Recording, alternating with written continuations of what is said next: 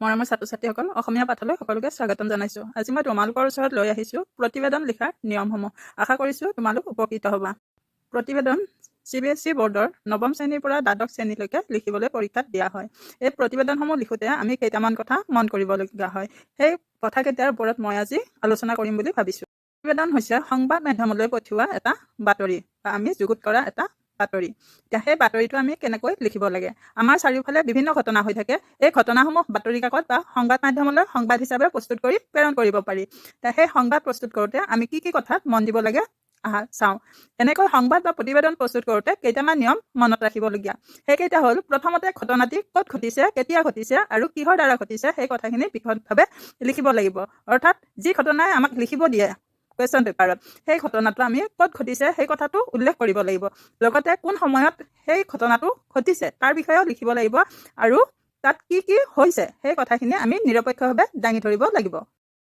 দ্বিতীয়তে মন কৰিবলগীয়া নিয়ম হৈছে ঘটনাটি কিয় ঘটিল, সেই কামটো তাত কিয় হৈছে আৰু কিদৰে হৈছে সেই কথাখিনি আমি প্ৰতিবেদনখনত উল্লেখ কৰিব লাগিব। তৃতীয়তে ঘটনাটি সম্পৰ্কে উপযুক্ত আৰু প্ৰামাণিক তথ্য সংগ্ৰহ কৰি হৃদয়গ্ৰাহী তথা শুদ্ধভাৱে বৰ্ণনা কৰিব লাগিব। অৰ্থাৎ তাত হোৱা কথাখিনি সম্পূৰ্ণ সত্য হ'ব লাগিব আৰু প্ৰমাণ তথ্য আমাৰ হাতত থাকিব লাগিব। লগতে তাত বৰ্ণনা কৰা শব্দসমূহ হৃদয়গ্ৰাহী হ'ব লাগিব আৰু শুদ্ধ নিখুঁত ৰূপত হ'ব লাগিব। তাৰোপৰি তাত কাল্পনিক বিষয় বা কাল্পনিক তথ্য বেছিকৈ লিখি তাত স্থান দিব নালাগিব। কাল্পনিক তথ্যত বাতৰি এটা বেয়া কৰে, বাতৰি এটা অসত্য হিচাপে প্ৰতিপন্ন কৰে। গতিকে আমি তাত কাল্পনিক তথ্য দিব নালাগিব, যি হৈছে তাকে উল্লেখ কৰিব লাগিব। চতুৰ্থতে প্ৰতিবেদনত নিজস্ব মতামত প্ৰকাশ কৰিব নালাগিব। প্ৰতিবেদনখন সম্পূৰ্ণৰূপে নিৰপেক্ষ হ'ব লাগে। অৰ্থাৎ আমি নিজকে তৃতীয় ব্যক্তি হিচাপে লৈ তাত নিজৰ মতামত মোৰ তেনেকুৱা ধৰণৰ কথা প্ৰকাশ কৰিব নালাগিব।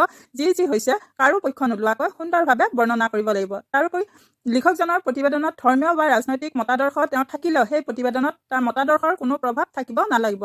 লিখকজনে হয়তো কোনোবা এটা ধৰ্মৰ প্ৰতি তেওঁৰ আগ্ৰহ থাকিব পাৰে বা কোনোবা এটা ৰাজনৈতিক মতাদৰ্শৰ প্ৰতি আগ্ৰহ থাকিব পাৰে, কিন্তু সেই কথা তেওঁ লিখা সেই বাতৰিটোত প্ৰকাশ হ'ব নালাগিব।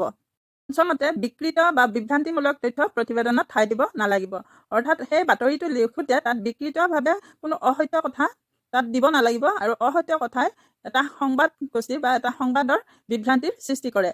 প্ৰতিবেদন লিখাৰ ষষ্ঠ নিয়মটো হৈছে অপ্ৰয়োজনীয় বা গুৰুত্ব নথকা বিষয়বিলাক বৰ্জন কৰিব লাগিব। অৰ্থাৎ যিখিনি প্ৰয়োজন, যিখিনি কথা তাত হৈছে, ক'ত হৈছে, কিয় হৈছে, কেনেকৈ হৈছে, কোন কোন সেই অনুষ্ঠানত আছে, সেই কাৰ্যত মানুহৰ কি ক্ষতি হৈছে, কি লাভ হৈছে, সেই কথাবোৰ সুন্দৰকৈ বৰ্ণনা কৰিব লাগিব শুদ্ধ ৰূপত। প্ৰতিবেদন লিখাৰ নিয়ম এইখিনি নিয়ম তোমালোকে মানি চলিলে প্ৰতিবেদনখন শুদ্ধ হ'ব। লগতে মই ইয়াৰ পিছৰ ভিডিঅ'টোত মই তোমালোকৰ বাবে এখন প্ৰতিবেদন লিখি আনিম। আটাইতকৈ মন কৰিবলগীয়া কথাটো হ'ল প্ৰতিবেদনখনৰ ওপৰত প্ৰতিবেদনখন লিখাৰ আৰম্ভণিতে হেডলাইন অৰ্থাৎ প্ৰধান বাতৰি ডাঙৰ ডাঙৰ আখৰেৰে ওপৰত লিখিব লাগিব। তাৰ পিছত তলত আমি প্ৰতিবেদন আৰম্ভ কৰিব লাগিব। আৰম্ভণিতে ঠাইখিনিৰ নাম লিখিম, তাৰ পিছতে আমি তাৰিখটো লিখিম। তাৰিখ আৰু ঠাইৰ নাম আৰু তাৰিখ লিখাৰ পিছতহে আমি বাতৰি লিখা আৰম্ভ কৰিম। সেই কথাখিনি ভালদৰে মন কৰিবা।